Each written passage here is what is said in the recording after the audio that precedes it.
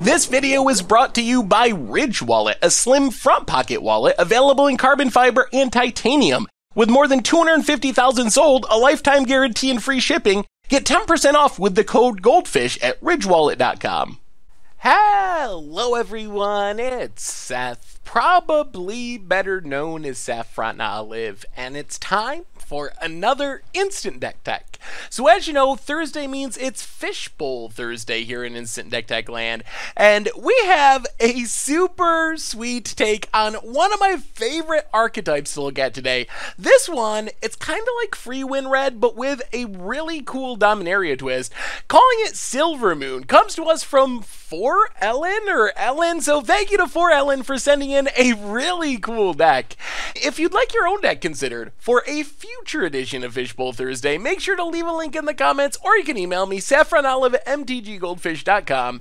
Anyway, let's break down Silvermoon for Modern. So, like I mentioned in the intro, this deck kind of looks like a Freewind Red deck. It starts off looking like it anyway, but you'll see where the cool twist and the Dominaria influence comes in as we move along. So, what we're trying to do with this deck is slam a Blood Moon really early in the game, maybe on turn 1, probably more likely on turn 2 with some fast mana, and hopefully use Blood Moon to jank our opponent out of the game. If we don't have Blood Moon, we have Blood Sun as kind of like our backup Blood Moon, shuts down fetches, kind of not as good at janking the opponent out of the game, but it does cycle, draw us a card, and if we don't have a Blood Moon, having something that's kind of Blood Moon-esque, at least in some matchups, is nice to give us a bit of redundancy. So along with our Moon effects and our Blood Sun, we have kind of our traditional lock pieces for Freewind Red. Ensnaring Bridge, get empty-handed, locks creatures out of the game, and this deck is even a better Ensnaring Bridge deck than some of the past versions of Freewind Red, I think. And then Chalice of the Void just locks down kind of combo decks, early game spells, cast it with 0 counters, 1 counter, 2 counter, depending on the matchup, and kind of just locks some decks out of the game all by itself. Like against Elves, for example, if they can't cast 1-drops, they can't win, or cantrips against a lot of different decks like Storm. So there's a lot of powerful things that Chalice of the Void can do in specific matchups. So these are kind of our main lock pieces. Then we have, of course, Chandra Torch of Defiance, which is kind of the key finisher in this deck and in the original Freewind Red deck. So Chandra just does everything this deck wants to do. If we need more lock pieces, Chandra digs for them. If we need to empty our hand for Ensnaring Bridge, Chandra adds mana to help make sure we can empty our hand. If we gotta kill an annoying creature because we don't have Bridge yet, Chandra can take down, and then, as we get this lock set up, our opponent can't cast stuff very well because of Blood Moon. Our opponent can't cast some things at all because of Chalice of the Void. Our opponent can't attack us with creatures or our Chandra with creatures because of Ensnaring Bridge. We just take up Chandra, eventually ultimate Chandra, and that closes out the game in short order.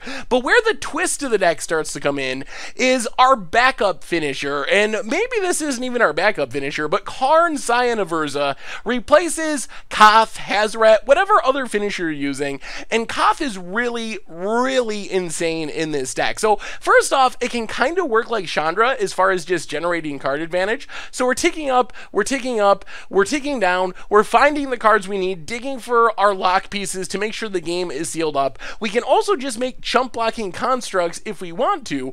The other sweet thing about Karn is the artifacts that it makes and synergizes with kind of opens up an entirely new path for accelerating in this deck. So instead of using Desperate Rituals, Praetoric Rituals, Karn and all the artifacts that support Karn, let us use Mox Opal as fast mana. So in this deck, we can pretty easily have 2 artifacts on the battlefield on turn 1, which means we just get a free mana. Throw in Simian Spirit Guide, that's Blood Moon mana, and Ensnaring Bridge mana on turn 1.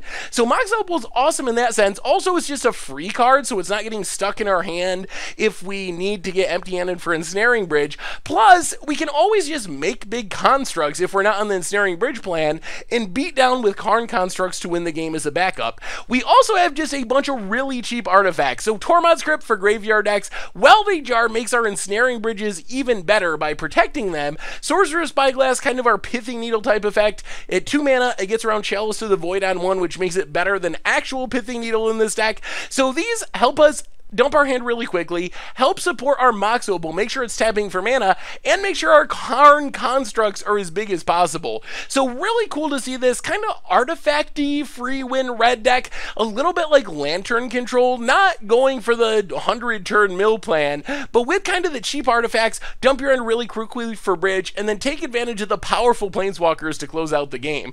The other backup finisher, we kind of got Koth in the deck in his own weird way, the pinging effect of Ghurpur Aether Grid. So we have all these random artifacts, Sorcerer's Spyglass, Tormod's Crypt, Mox Opals, that aren't really doing much at some points later in the game. So Ghurpur Aether Grid comes down and lets us convert those artifacts into damage. So just pinging our opponent's face if we need to, shooting down small creatures that maybe could sneak in through an Ensnaring Bridge. One of the downsides we've seen with Ensnaring Bridge in certain matchups is if the opponent can attack with a 0-power creature like an Ornithopter and then move a Cranial Plating to it, or a Signal Pest, or a Noble Hierarch, that's a way they can get in damage. But Ghurpur Aether Grid just shoots down all those 0-power creatures, also gives us a way to close out the game, so a really awesome addition to the deck. Mana base wise, Darksteel Citadel helps support our artifact plan, gonna turn into a mountain anyway because of Blood Moons. Gemstone Cavern, a little more fast mana, a bunch of mountains. As far as the sideboard, we get a bunch more artifacts. Grafdigger's Cage, Relic of Progenitus for graveyards, also Collected Company type strategies. Damping Spheres is kind of an additional Blood Moon, also really good Storm Hate. Storm can be a very tough matchup for a free win red prison style deck because they don't care about Ensnaring Bridge, they don't care as much as you'd think about Chalice of the Void. I usually feel safe with Chalice on the battlefield and then just lose to Storm anyway, so they obviously don't care about it as much as you think. They don't care about Blood Moon, they sometimes play Blood Moon, so Damping Sphere is a really huge new addition. Plus we can tap all this stuff to Ghurpur Aether Grid, they make our constructs bigger with Karn, they support our Mox Opals. Otherwise, Pyroclasm gives us a bit of an early game sweeper for small creatures, Shattering Spree to blow up artifacts against Affinity or Tron or whatever, and that is Silvermoon for Modern, and that's been our Fishbowl Thursday Instant Deck for this week. So thank you so much for watching. I hope you enjoyed the video, and I will talk to you soon. Thanks for watching the video. If you enjoyed it, help us out by clicking that like button down below.